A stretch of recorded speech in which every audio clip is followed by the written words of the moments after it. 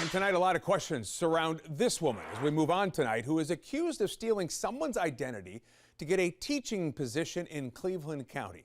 58-year-old Janet Martin taught at Shelby Middle School for about 18 years. What we do know here is this investigation began in mid-August. That's when police say they learned Martin used a Social Security number from Georgia to get her teaching position.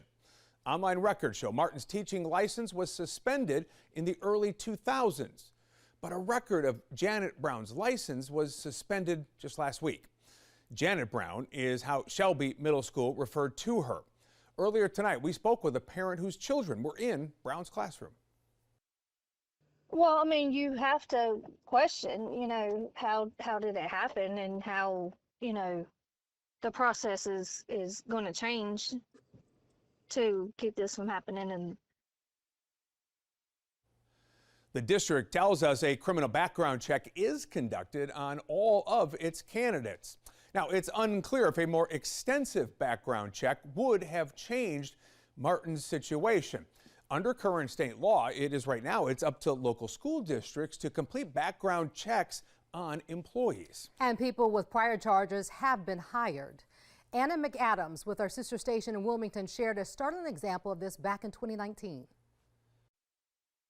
Nicholas Oates got the teaching job despite 3 previous arrests for allegedly assaulting women, sometimes at gunpoint when the woman tried to break up with him. New Hanover County Schools says it didn't know about those details because they didn't show up on a criminal background check.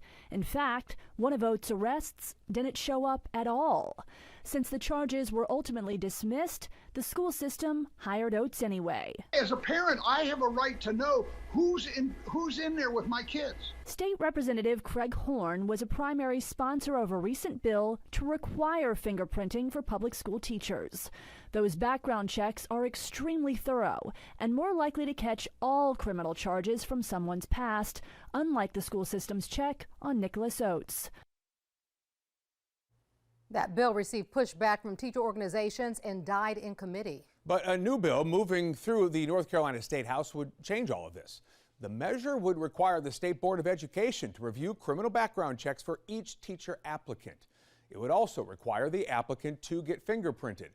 The bill currently in committee will let you know if that changes.